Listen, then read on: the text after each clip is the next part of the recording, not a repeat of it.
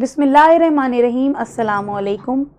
मैं हूँ राबेल ज़हरा, आपकी उर्दू की मौल्लिमा, और आज हम पढ़ने जा रहे हैं सबक हवालदार लालक जान शहीद में से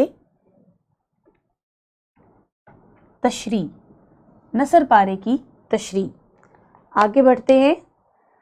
एक तमहीदी सरगर्मी को पहले देख लें, उसके बाद हम आगे बढ़ेंगे। कुरान मजीद को सीखने और उसकी अमली तस्वीर देखने के लिए नबी करीम सल्लल्लाहु अलैहि वसल्लम की सीरत को पढ़ना ज़रूरी है, इसलिए कि हदीस नबवी कुरान मजीद की तफसीर व तशरीह का अहम तरीन ज़रिया है और आप सल्लल्लाहु अलैहि वसल्लम ने ख़ुद उस पर अमल करके दिखाया। सरगर्मी ये है कि आप नबी करीम सल्लल्लाहु अलैहि वसल्लम की ज़ाते मुबारका से मुताल्लिक, उनके किरदार से मुताल्लिक जो भी जानते हैं उसका कमरा जमात में इश्तिराक कीजिए। आगे बढ़ते हैं। जी हाँ, अल्लाह ताला ने सच बोलने का दर्स दिया और नबी करीम सल्लल्लाहु अलैहि वसल्लम सादिक भी हैं और अमीन भी। जो दर्स भी कुरान पाक ने दिया, नबी करीम सल्लल्लाहु अलैहि वसल्लम ने हमें वो करके दिखाया। आप मुझे बताइए कि आप अपने फारिग औकात में कौन कौन सी किताबें पढ़ते हैं और आपकी पसंदीदा किताब का क्या नाम है। जी, आगे बढ़ते हैं। नसर पारे की तशरी। किसी भी नसर पारे को समझना, उसकी वजाहत करना, उसके मानी को खोल खोल के बयान करना उसकी तशरी कहलाता है। नसर पारे की तशरी क्या है? नसर पारे की तशरी भी नज़्म के अशार के उसूलों के मुताबिक की जाती है। मुंतखब करदा नसर पारे या इक़्तिबास को पढ़कर उसके ख़ास अल्फाज मुंतखब कर लिए जाते हैं और सबसे पहले उनके मानी लिखे जाते हैं। फिर इक़्तिबास को आसान लफ्ज़ों और सादा जुमलों में वजाहत के साथ तहरीर किया जाता है, जैसा कि हमने नज़्म के अशार की तशरीह में किया था कि पहले हम नज़्म के अशार को पढ़ते थे, फिर उसके मुश्किल अल्फाज को ख़त कशीद करते थे, लुग़त से उसके मुश्किल अल्फाज के मानी तलाश करके मफ़हूम को समझते थे और फिर उन्हें जुमलों की सूरत में लिखते थे। फिर जब हम उसकी वजाहत करते थे तो हवाले के तौर पे हमें जो भी मालूमात थी, कोई आयत, कोई शेर, कोई भी हवाला, तो हम उस वजाहत में वो हवाला शामिल करते थे। तशरीह असल इबारत का 3 गुना होती है। आपने पहले खुलासे के मुतालिक पढ़ा है।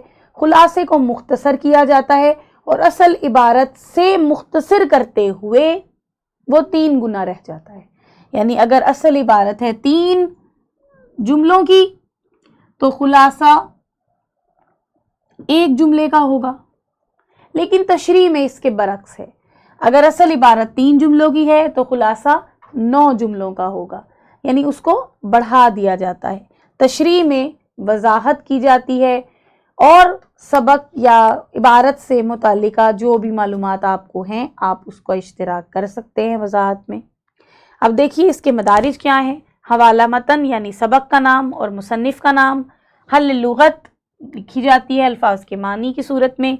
तशरीह यानी मतन की वजाहत।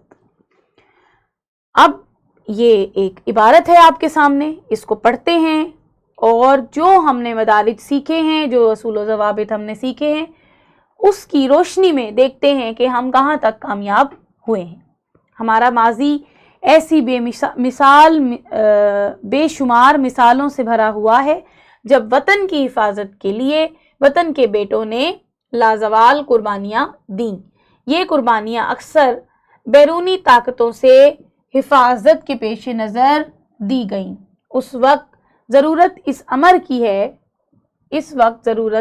की है कि हम अंदरूनी तौर पर मुस्तहकम हों, मुल्क दुश्मन अनासिर से वाकिफ़ हों और उन्हें उनके नापाक अज़ाइम में कामयाब ना होने दें और वतन की सालमियत पर कोई आँच ना आने देना। इसमें एक मुहावरा भी है। जी, तो अब हम सबसे पहले देखते हैं कि ये सबक का हवाला मतन क्या है। इस इबारत का आप मुसन्निफ का नाम और सबक का नाम लिखेंगे। तो हम सबक का नाम, चूँकि ये हमने इबारत कहीं से ली है सिर्फ मश्क करने के लिए, तो हम इसका नाम लिख लेते हैं वतनियत। और मुसन्निफ के नाम की जगह आप मेरा नाम भी लिख सकते हैं।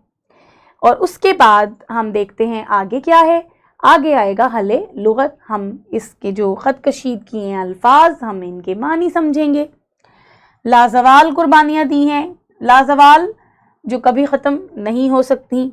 بیرونی طاقتیں، ملک سے باہر کے وہ دشمن عناصر جو ملک کو ختم کرنا چاہتے ہیں، پیش نظر سامنے رکھتے ہوئے یا نظر میں رکھتے ہوئے اس وقت ضرورت اس امر کی ہے، اس بات کی ہے، اس نقطے کی ہے۔ ویسے امر عربی زبان کا لفظ ہے جس کا مطلب حکم ہوتا ہے اور کام بھی ہوتا ہے، تو یہاں پہ اس کا مطلب ہے کہ اس کام کی ضرورت ہے یا اس بات کی ضرورت ہے کہ ہم اندرونی طور پر مستحکم یعنی مضبوط ہو سکیں، ملک دشمن عناصر سے واقف ہوں اور انہیں ان کے ناپاک عزائم میں کامیاب نہ ہونے دیں، اور وطن کی سالمیت یعنی وطن کا قائم رہنا آنچ نہ آنے دیں، نقصان نہ پہنچنے دیں۔ اب اس عبارت کے میں نے آپ کو بتا دیے کہ اس کے مفہوم کیا تھا، الفاظ کے مطلب کیا تھے۔ اب میں نے عبارت کو سامنے سے ہٹا دیے، اب آپ ویڈیو کو روکیں اور بتائیں کہ اس عبارت کی کیا تشریح ہو سکتی ہے۔ چلتے ہیں دوبارہ عبارت کی طرف۔ جی، تشریح کرنے کے لیے اب آپ اس عبارت کو دوبارہ پڑھیے اور بتائیے کہ ہم اس کو کیسے وضاحت کریں گے۔ آپ لکھیں گے کہ مصنف بیان کر رہے ہیں کہ ہم نے ہمیشہ اپنے وطن کی حفاظت کی ہے اور اپنے وطن کی حفاظت میں اپنے جان و مال کی قربانیاں پیش کی ہیں۔ آج ہی نہیں، ہمیشہ سے ہمارے وطن کے بیٹے اپنے وطن کی حفاظت کے لیے اپنی جان قربان کرتے رہے ہیں، اور یہ جان کی یہ قربانیاں زیادہ تر اس لیے دی گئیں کہ ملک سے باہر رہنے والے دیگر وہ ممالک جو پاکستان کو ختم کرنا چاہتے ہیں ہمارے وطن کے لیے خطرہ ہیں۔ اپنے وطن کو ان تمام خطروں سے محفوظ رکھنے کے لیے ہمارے ملک کے بیٹوں نے اپنی جانیں قربان کی۔ اس میں آپ شعر کا اضافہ کر سکتے ہیں۔ تجھ کو معلوم ہے اس صبح کی خاطر ہم نے قتل گاہوں کو سجایا کبھی زندانوں کو، شاہراہوں میں کبھی اپنے سلاسل ٹوٹے، ہم نے اشکوں سے منور کیا تہ خانوں کو۔ آگے بڑھیں گے۔ آج ہمیں اس بات کی ضرورت ہے کہ ہم اپنے آپس کے اختلافات بھلا کر، اب یہ دیکھیں یہ ایک جملہ ہے لیکن اس کی وضاحت دیکھیں، ہمیں آج ضرورت اس امر کی ہے کہ ہم اپنے آپس کے اختلافات بھلا کر قومی یکجہتی کو اپنا وتیرہ بنائیں، ایک ہو جائیں اور اپنے آپس کے تمام لڑائی اور جھگڑوں کو ختم کر دیں، کیونکہ اگر ہم قومی یکجہتی کا ثبوت دیں گے تو ملک دشمن عناصر ہمارا کچھ نہیں بگاڑ سکیں گے۔ یہ ملک دشمن عناصر اس بات سے واقف ہوں کہ یہ جملہ یعنی اگر ہم چاہتے ہیں کہ ہمارے ملک پر کبھی کوئی آنچ نہ آئے، کبھی کوئی برا وقت نہ آئے، تو ہمیں چاہیے کہ ہم قومی یکجہتی کا ثبوت دیتے ہوئے اپنے وطن کو ہر قسم کی بیرونی طاقتوں کے شر سے بچائیں۔ شاعری ہو یا نثر، دونوں کے اظہار کا طریقہ زبان ہے۔ نظم کی طرح نثر پارے کا مفہوم سمجھ کر ہی اس کی تشریح کی جا سکتی ہے۔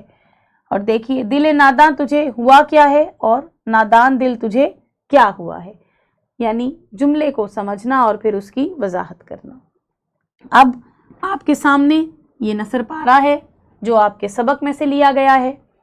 آپ نے اس نثر پارے کا حوالہ لکھنا ہے، پھر آپ نے اس کے اہم الفاظ لغت حل کرنی ہے، اس کے بعد مفہوم کو سمجھتے ہوئے آپ نے جملوں کی وضاحت کرنی ہے۔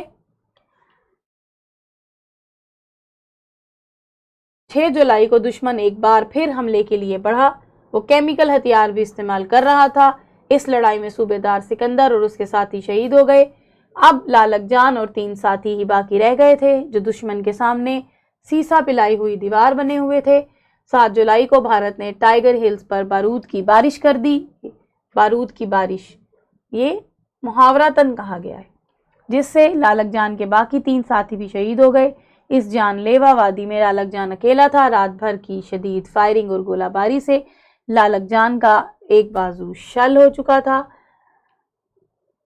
कमांडर ने जब लालक जान को शदीद ज़ख्मी हालत में देखा तो वापस जाने के लिए कहा, मगर वो ना माना और नीम बेहोशी की हालत में भी दुश्मन पर गोलियां बरसाता रहा। दुश्मन को जब उनकी पोजीशन का अंदाज़ा हुआ तो वहाँ भरपूर फायरिंग की गई, जिसके नतीजे में लालक जान शहीद हो गए। उन्होंने अपनी शहादत से कबल दुश्मन को नाकाबिले तलाफ़ी नुकसान पहुँचाया था। जिस चौकी की हिफाजत हवालदार लालक जान के सुपुर्द की गई थी, उसके इर्द गिर्द दुश्मनों की लाशों के अंबार लग चुके थे। आपकी आसानी के लिए मैंने मुश्किल अल्फाज को ख़त कशीद कर दिया। इनके लुग़त से मानी तलाश किए जाएंगे, फिर अल्फाज और मानी की रोशनी में मफ़हूम को समझ के आपने इसकी तशरीह करनी है। वीडियो को रोकिए और अपना काम मुकम्मल कीजिए। आगे बढ़ते हैं। इंटरनेट अखबार या किसी रिसाले से कारगिल के मुहाज के बारे में किसी भी मजमून के एक इक्तिबास का इंतखाब करें और उसकी तशरीह अपने वालिदैन को ज़ुबानी सुनाएं। आपके इस वीडियो के साथ वर्कशीट जो है वो शामिल कर दी गई है, आप लिंक में देख सकते हैं। वर्कशीट डाउनलोड कीजिए और तशरीह कीजिए। किसी अच्छे से मौजू के साथ फिर मुलाकात होगी, कुछ नया सीखेंगे और दिलचस्प सीखेंगे। मेरे साथ रहिए, फिर मुलाकात होती है इंशाअल्लाह। शुक्रिया।